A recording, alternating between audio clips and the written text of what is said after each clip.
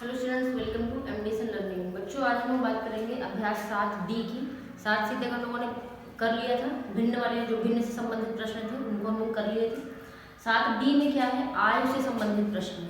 ठीक है, एज, जैसे माता की या पिता की आयु दी रहती है, बच्चों की दी रहती है, इतने गुनी है वो, इतने वर्ष बाद ऐसे तो वैसे। तो इसमें कुछ ज़्यादा करना नहीं फिलहाल, बस आपको कुछ टिप्स याद रखने हैं इस तरह के प्रश्न को हल करने के लिए। बहुत आसान है, आप उसको आसानी से कर सकते हैं अगर इन ट्रिक्स को आपको याद रहेंगे तो। जैसे अगर आपके प्रश्न में बोल रहा है 10 वर्ष बाद या 5 वर्ष बाद, अगर बाद लिख के बोल रहा है, ठीक है, तो हम जोड़ते हैं।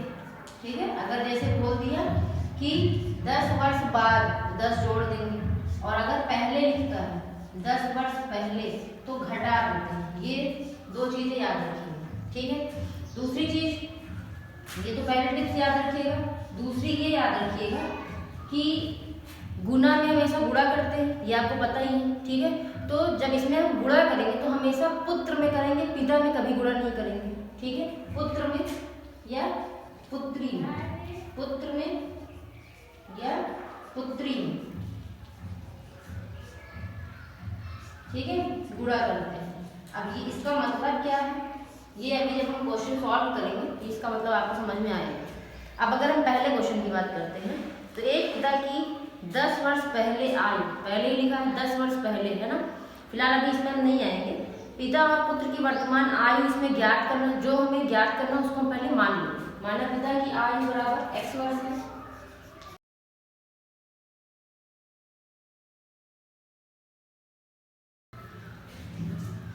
ठीक है। माना पिता की आयु x वर्ष तथा पुत्र की आयु y वर्ष। पहली चीज ये कर लीजिएगा। सेकंड, अब लिख दिया है 10 वर्ष पहले, तो अभी हम आपको बताएं कि पहले अगर लिखा है तो क्या करते हैं? घटा देते हैं। इसका मतलब क्या है? सबसे पहले हम लिख लेंगे 10 वर्ष पहले। ठीक है, मतलब जो पिता की आयु है 10 वर्ष पहले, पिता की आयु बराबर, पहले कितनी थी? x थी, इसी में 10 घटा दी, x माइनस 10 हो जाएगी। ठीक है, पुत्र की आयु भी क्या हो जाएगी? इसमें भी 10 हम क्या करेंगे? घटा देंगे। ठीक, तो ये हो जाएगा y माइनस 10 वर्ष। इतना समझ में आ गया होगा। ठीक है, 10 वर्ष पहले बोला है, कुछ नहीं करना, लिखिए और घटा दीजिए। ठीक, आगे बढ़ते हैं। 10 वर्ष पहले आयु अपने पुत्र की आयु की 3 गुनी थी। कौन 3 गुना था? पिता। जाहिर सी बात है, पिता हम बड़े ही होंगे, पुत्र छोटा होगा। ठीक, अब आगे क्या करेंगे? प्रथम शर्तानुसार, प्रथम शर्त अनुसार, प्रथम शर्त में ऑलरेडी ये दिया था तो इन दोनों को हम पहले बराबर कर लिए। ठीक है, अब बोल रहा है कि पिता जो है वो 3 गुने थे, 10 वर्ष पहले 3 गुने थे। इसमें हम गुणा नहीं करेंगे, इसमें करेंगे। ठीक है, ये सेकंड टिप्स का मतलब यही था, हमेशा गुणा हम पुत्र में करेंगे या पुत्री में करेंगे। क्यों? क्योंकि इन दोनों को हमें क्या करना है? बराबर करना है। ये हम शुरू में भी जब करवा रहे थे इस तरह के प्रश्न तो आपको बताए थे। ठीक है, आगे देखिए, इस यहाँ से हम एक समीकरण बना लेंगे। x ऋण 10 बराबर 3 को गुणा करेंगे 3y ऋण 30। 3y को इधर ले लीजिए, तो या फिर 10 को उधर ले जाइए। 3y ऋण 30 और ऋण 10 उधर गया तो धन 10, ये दोनों घट जाएंगे क्योंकि विपरीत चिन्ह है। ठीक है, तो x बराबर क्या आ जाएगा? 3y ऋण 20। समीकरण पहला में ले लिया। ठीक है, इजी था ये। आगे इसमें देखिए क्या लिखा है। 10 वर्ष बाद, अभी पहले लिखा था, पहली शर्त के अनुसार ये हो गया। अब दूसरी शर्त के लिए 10 वर्ष बाद में, तो हम भी यहाँ पे कर देंगे 10 वर्ष बाद। अब बाद बोलता है तो क्या करते हैं? जोड़ते हैं। तो 10 वर्ष बाद पिता की आयु क्या हो जाएगी? पहले थी x, 10 जोड़ देंगे, x धन 10। इसी तरह पुत्र की आयु भी क्या हो जाएगी? y धन 10। कितने वर्ष? ठीक है, प्रश्नानुसार या द्वितीय शर्तानुसार हम लिख सकते हैं, क्योंकि पहली शर्त ये दी थी, दूसरी शर्त ये दी है कि 10 वर्ष बाद, 10 वर्ष बाद में जोड़ दिए। पिता की आयु अपने पुत्र की आयु की 2 गुनी हो जाएगी। अब क्या करेंगे? दोनों को हम बराबर कर देंगे और पुत्र वाले में 2 से गुणा कर देंगे।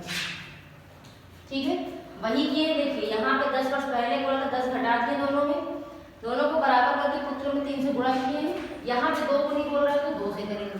x धन 10 बराबर 2 का अंदर गुणा कर दीजिए 2y धन 2 दशम 20। ठीक, x बराबर इन सबको उधर ले जाइए तो 2y धन 20 धन 10 उधर गया ऋण 10 हो गया। ठीक है, घटा दीजिए तो 2y धन 10 समीकरण 2। ठीक है, अब क्या करेंगे हम x का मान उठा के, चाहे इस वाले x का मान उठा के समीकरण 2 में लिख देंगे। तो समीकरण 1 से लिख दीजिएगा, कहाँ से आप लिख रहे हैं, समीकरण 1 से x का मान समीकरण 2 में रखने पर। ठीक है, तो x का मान यहाँ पे क्या आएगा 3y धन 20, यहाँ पे हम रखेंगे x बराबर 2y धन 10 दिया, पहले इसको लिख लेते हैं।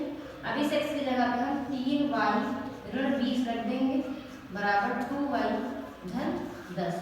इसी को हल करोगे 2y वाले को इधर लाइए, 3y ऋण 2y बराबर 10 ऋण 20 उधर गया तो धन 20। 3 में से 2 में 1 और 20 और 10 जुड़ जाएगा 30। तो y का मान आ गया 30। y हम क्या माने थे, पुत्र की आयु, तो पुत्र की आयु आ गई 30 वर्ष। अब y का मान उठाइए किसी भी समीकरण में रख दीजिए। ठीक है, तो किसका मान आ जाएगा x का मान, और x हम क्या माने हैं, पिता की आयु। फिर नीचे आप लास्ट में लिख देंगे अतः पिता की आयु इतनी है और पुत्र की आयु इतने वर्ष है। ठीक है, वर्ष जरूर लगाइएगा। तो इसके आगे 2 लाइन आप अपने से करेंगे। ये था 7D का क्वेश्चन नंबर पहला। इस पे मत जाइएगा बच्चों की बड़ा है, देखने में तो बड़ा है, लेकिन स्टेप बस आपको ध्यान रखना है, कब हमें घटाना है, कब हमें जोड़ना है और फिर किसमें हमें गुणा करना है। समीकरण जैसे ही आपका बन गया, मान लीजिए चलिए 50% क्वेश्चन सॉल्व हो गए या 70% सॉल्व हो गए, बस उसमें पुट करके ये आपको निकालना है। यहाँ पर हमने प्रतिस्थापन विधि यूज की, आप विलोपन से भी हल कर सकते हैं तो भी आंसर आ जाएगा। ठीक है, चलिए देख लेते हैं आगे हम क्वेश्चन। चलिए अब हम देख लेते हैं क्वेश्चन नंबर दूसरा। एक आदमी की आयु इस समय उसके पुत्र की आयु की 4 गुनी है। आदमी और पुत्र की बात कर रहा है, तो जाहिर सी बात है जो आदमी हो पिता ही तो हुआ ना, पिता और पुत्र। ठीक है, तो इसमें क्या बोल रहा है, दोनों की वर्तमान आयु बताइए। तो हम यहाँ क्या मान लेंगे, माना आदमी की आयु, पिता तो नहीं लिखा तो आप भी आदमी लिख दीजिए। माना आदमी की आयु x वर्ष तथा पुत्र की आयु y वर्ष है। ठीक, प्रथम शर्त तो एकदम इजी है। क्यों, क्योंकि प्रथम शर्त में इस बार घटाने जोड़ने के लिए कुछ नहीं बोल रहा है, ध्यान रख दीजिएगा, ऐसे नहीं जोड़ घटा देंगे। यहाँ पे बस लिखा है कि एक आदमी की आयु इस समय उसके पुत्र की आयु की 4 गुनी है। तो यहाँ पर क्या करेंगे, x बराबर y, और अभी हमें क्या बताएंगे, पुत्र में ही गुणा करते हैं, पिता में तो भूल से नहीं करिएगा, ध्यान रखिएगा। 4 गुनी है, 4 से गुणा कर दीजिए तो x बराबर 4y आ गया। समीकरण 1 बल्ले बल्ले 60% क्वेश्चन तो यहीं से सॉल्व हो गए। उसमें था लंबा चौड़ा, इसमें देखिए फटाक से आ गया समीकरण 1। अब हम देख लेते हैं क्वेश्चन नंबर प्रश्न इसका समीकरण दूसरा। अब से 18 वर्ष बाद, अब क्या करेंगे, 18 वर्ष बाद बोल रहे हैं तो 18 हम क्या करेंगे, इसमें जोड़ देंगे दोनों, यही करते थे ना। तो यहाँ पे हम क्या लिखेंगे, 18 वर्ष बाद, 18 वर्ष बाद इसकी आयु, आदमी की आयु, आदमी की आयु क्या हो जाएगी, बाद बोल रहा है, जोड़ देंगे, x में 18 जोड़ देंगे, x धन 18 वर्ष। ठीक है, फिर पुत्र की आयु में भी क्या करेंगे, 18 जोड़ देंगे, तो पुत्र की आयु बराबर y धन 18 वर्ष। ठीक है, ठीक है। अब द्वितीय शर्त क्या कह रही है, द्वितीय शर्त देख लेते हैं। द्वितीय शर्त का अनुसार, द्वितीय शर्त में हमें पिता और पुत्र की आयु ये लेना है, वो नहीं लेना है, ध्यान रखिएगा। क्या बोल रहा है, उसकी आयु पुत्र की आयु से दूनी होगी। दूनी होगी का मतलब 2 गुनी होगी। ठीक है, इन दोनों को बराबर करिए, x धन 18 बराबर y धन 18, गुणा किसमें करेंगे, पुत्र वाले में, पिता में नहीं करेंगे, इसमें करेंगे, गुणे 2। तो x धन 18 बराबर 2 का करिए 2y, 18 गुना 36। ठीक है, अब हो जाएगा, या आप यहीं पे क्या करिए, x का मान 4y है, इसमें उठा के रख दीजिए, x का मान समीकरण 1 से समीकरण 2 में प्रतिस्थापित करने पर इसको 2 ले लेंगे। ठीक है, यहाँ जहाँ x है वहाँ क्या रख देंगे 4y रख देंगे। गुड, यहाँ हो जाएगा 4y धन 18 बराबर 2y धन 36। तो पक्षांतर करने पर पक्षांतर कर दीजिए, y एक तरफ ले लीजिए, 4y ऋण 2y बराबर 36 ऋण 18। 4y से 2y घटाइए, 2y बराबर 18। तो y बराबर क्या हो जाएगा 18/2 कट गया, तो y का मान आ गया 9 वर्ष या 9 आ गया। ठीक है, y का मान था ये समीकरण 1 में रख दीजिए, y का मान समीकरण 1 में प्रतिस्थापित कर देंगे। ठीक है, समीकरण 1 क्या है, x बराबर 4y है, y की जगह 9 रख दीजिए, 9 चौक 36 आ गया। x क्या माने थे आदमी की, तो यहाँ लिख देंगे, अतः आदमी की आयु बराबर 36 वर्ष। भूलिएगा नहीं वर्ष लिखना, 36 कुछ नहीं होता, मात्रक जरूरी है, हर चीज में याद रखिएगा। और पुत्र की आयु कितनी हो जाएगी 9 वर्ष। ये था क्वेश्चन नंबर दूसरा, देख लीजिए, इजी है ना। जो बोलता जा रहा है, मैं आपको पहले ही जब स्टार्ट की थी 7b तभी मैं आपको बताई थी कि 7a तो उसकी ABCD हो गई, क्योंकि हमको विलोपन प्रतिस्थापन विधि तो आनी चाहिए, तभी हम समीकरण हल करेंगे। फिर 7b में मैं आपको क्या बताई थी कि आपको जो प्रश्न दिया है उसमें से खोदना है कि इस प्रश्न में क्या क्या दिया है। ठीक है, क्या क्या इंफॉर्मेशन हमको दी है, तभी हम इसको आसानी से हल कर सकते हैं। ठीक है, तो ये था क्वेश्चन नंबर दूसरा। क्वेश्चन नंबर तीसरा आप अपने से कर लीजिएगा। ठीक है, चौथा देख लेते हैं। चौथा इसलिए देख लेते हैं बच्चों क्योंकि इसमें क्या है, पिता पुत्र तो दिया नहीं है, मीरा और रीता करके लिखा है। तब आप बोलेंगे मैम गुणा किसमें करेंगे, फिलहाल मैं आपको बताई इस तरह का क्वेश्चन, लेकिन इसको देख लेते हैं थोड़ा सा। ठीक है, तो क्वेश्चन नंबर चौथा, चलिए क्वेश्चन नंबर चौथे में क्या बोल रहा है, मीना और रीता इन दोनों की बात हो रही है। तो हम यहाँ मानेंगे भी इन्हीं को, माना मीना की आयु x वर्ष तथा रीता की आयु y वर्ष है। ठीक है, मतलब जो चीजें हमसे पूछा उसी को हम मान लेंगे। ठीक है, इजी है। आगे देखिए, पहली शर्त ये बोल रहा है कि मीरा की आयु इस समय रीता की आयु की 4/5 है। ठीक है, मीरा की आयु, सॉरी मीरा लिखा है। ठीक है, प्रथम शर्त क्या बोल रहा है कि मीरा की आयु x बराबर y कर लीजिए, क्योंकि यहाँ पे 18 वर्ष बाद, 10 वर्ष पहले, 5 वर्ष बाद कुछ लिखा नहीं है, इजी है। ठीक है, दोनों को बराबर कर लिए। मीरा की आयु मतलब ये, ठीक है, रीता की आयु 4/5 है, इसका मतलब 4/5 गुनी, ये 4/5 गुनी है बच्चों। तो हम इसमें गुणा करेंगे विपरीत वाले में, क्यों, क्योंकि हमें दोनों को बराबर करना है। ठीक है, तो y गुणे 4/5, 5 भाग में इधर कर दीजिए, तो 5x बराबर, या इसी को ऐसे रख दीजिए, समीकरण 1 ले लीजिए। ठीक है, या समीकरण 1 थोड़ा सा इजी कर लीजिए, 4y/5 कर दीजिए, 4 का y में गुणा कर दीजिए, इसको ले लीजिए समीकरण 1। इजी है, हो गया 50% तो हल तो यही होंगे। नेक्स्ट देखिए, फिर बोल रहा है कि 4 वर्ष पहले बोल दिया, तो 4 दोनों में घटा देंगे, तो 4 वर्ष पहले मीरा की आयु बराबर, मीरा की आयु बराबर x माइनस 4 वर्ष हो जाएगा, और किसकी है, रीता की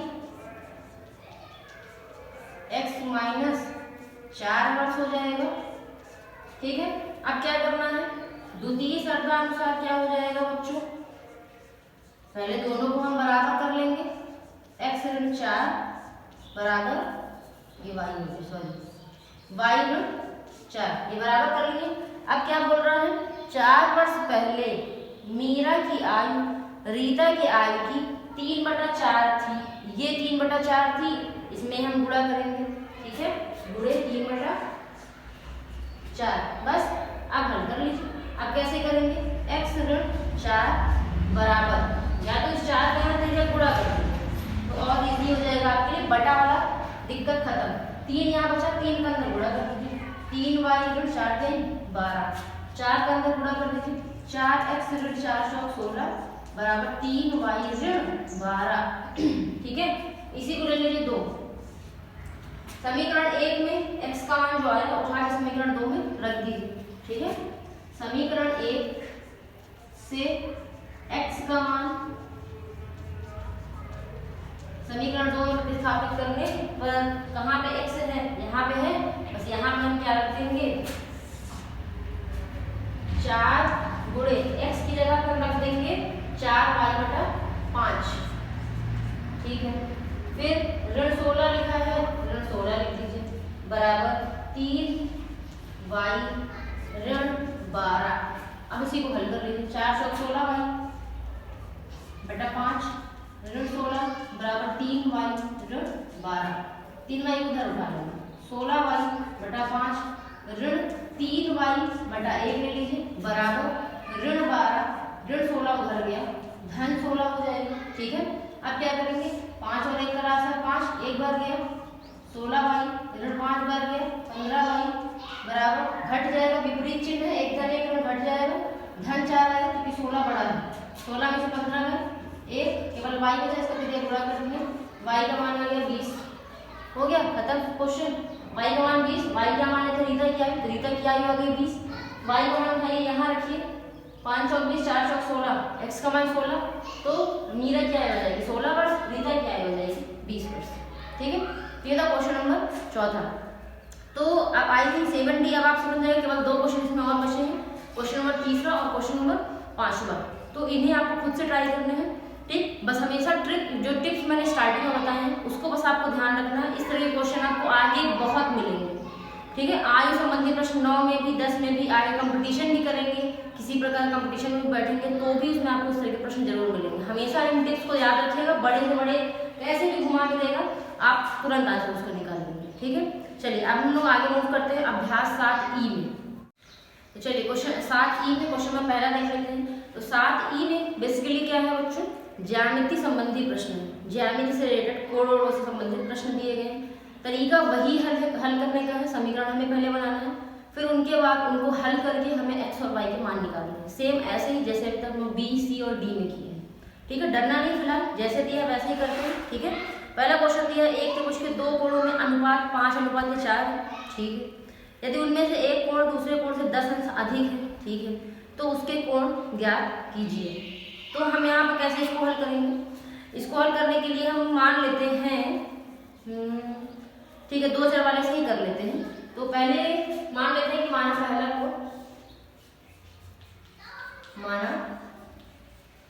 पहला कोण x अंश कोण की बात हो रही है तथा दूसरा कोण y अंश, ठीक है। अब पहली शर्त क्या बोल रही है, प्रथम शर्तानुसार, ठीक है। तो प्रथम शर्त क्या बोल रही है बच्चों कि इन दोनों कोणों का अनुपात क्या है, 5:4 दिया है, ठीक है। अनुपात का मतलब हम इनको बटे में भी लिख सकते हैं, तो x बटा y बराबर 5/4 दिया है, ठीक है। फिर इसका यहाँ पे गुणा कर दीजिए, तो x बराबर हो जाएगा 5y/4, इसी को ले लीजिए समीकरण पहला, ठीक है। y गुणे में उधर गए, सॉरी भाग में उधर गए, गुणे में होंगे 5y/4, पक्षांतर किए हैं। दूसरी शर्त क्या बोल रही है, द्वितीय शर्तानुसार, इजी है ना। द्वितीय शर्त क्या बोल रही है कि यदि उनमें से एक कोण कोई भी एक कोण ले लेते हैं, दोनों को पहले बराबर कर लेते हैं, एक कोण दूसरे कोण से 10 अंश अधिक है, मतलब ये इसको 10 अंश अधिक माने हैं तो इसमें हम 10 जोड़ दें, ये समीकरण दूसरा बन गया, ठीक है। अब इसको कैसे हल करेंगे, x का मान जो आया उठा के समीकरण 2 में रख दीजिए, समीकरण 1 से x का मान समीकरण 2 में रखने पर रख दीजिए, x बराबर 5y/x है, यहाँ रख दीजिए, 5y/4 बराबर y धन 10, y वाले को इधर उठा लाएंगे, 5y/4 धन y इधर आएगा तो ऋण y/1 बराबर 10, वैसा ले लीजिए 4 और 1 को, 4 एक बार जाएगा, 5y 4 बार जाएगा, 4y बराबर 10, 5 में 4 में 1 आ जाएगा, ठीक है।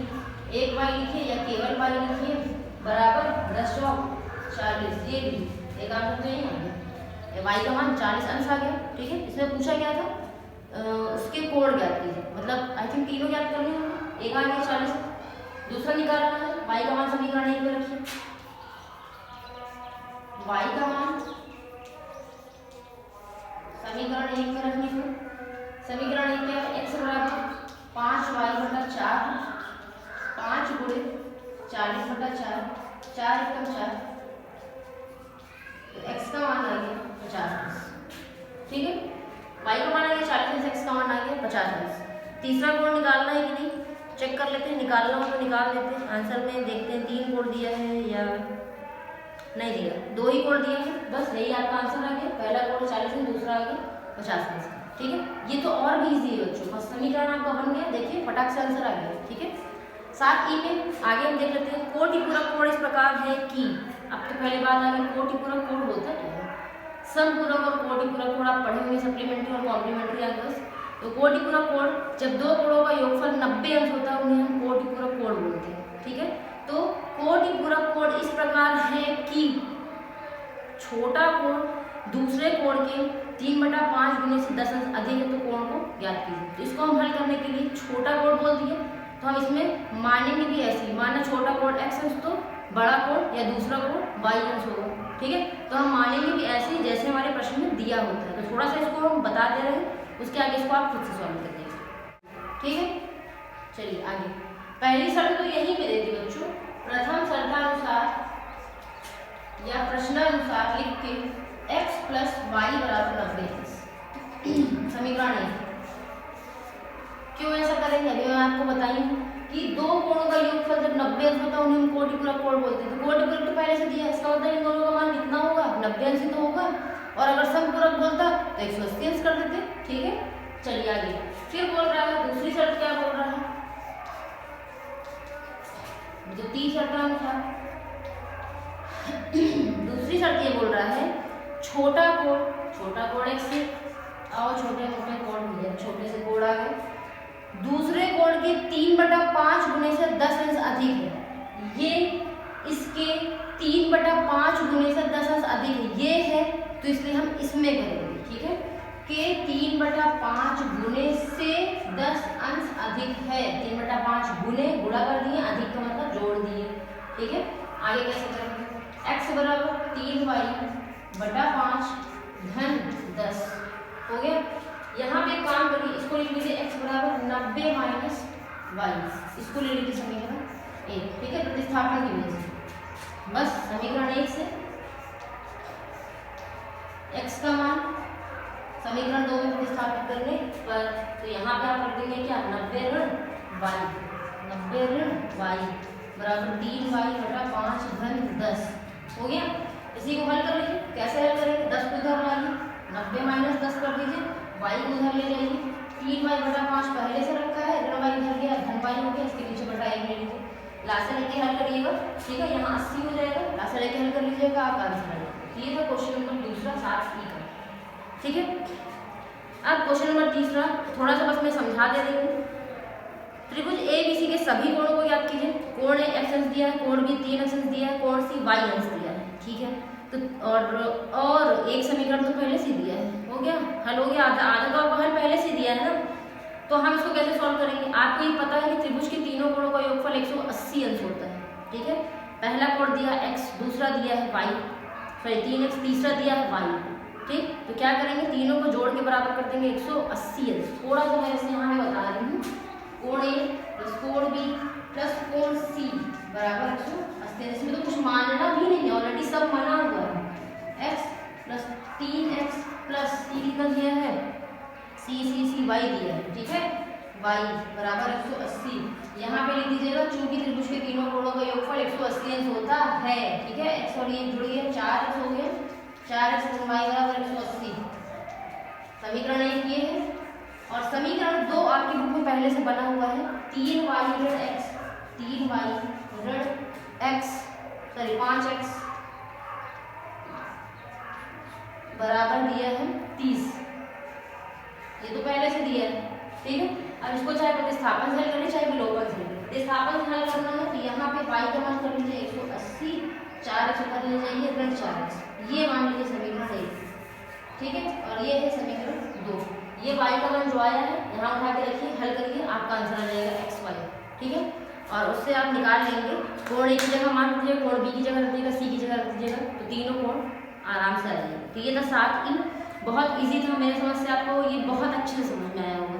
ABCDE पूरा खत्म हो गया है। अब हम लोग नेक्स्ट क्लास में बात करेंगे दक्षता अभ्यास 7 की, जिसमें वैसे अधिकतर क्वेश्चन आपसे बन जाने चाहिए, ठीक है। इसमें भी बस आपको विलोपन और प्रतिस्थापन विधि आना चाहिए, और संख्या संबंधी तो वैसे ही दिया जैसे अभी तक हम लोगों ने किया है, ठीक। तो आई होप की क्लास आपको समझ में आई हो। तो आज की क्लास में यहीं पे खत्म करते हैं। Thank you.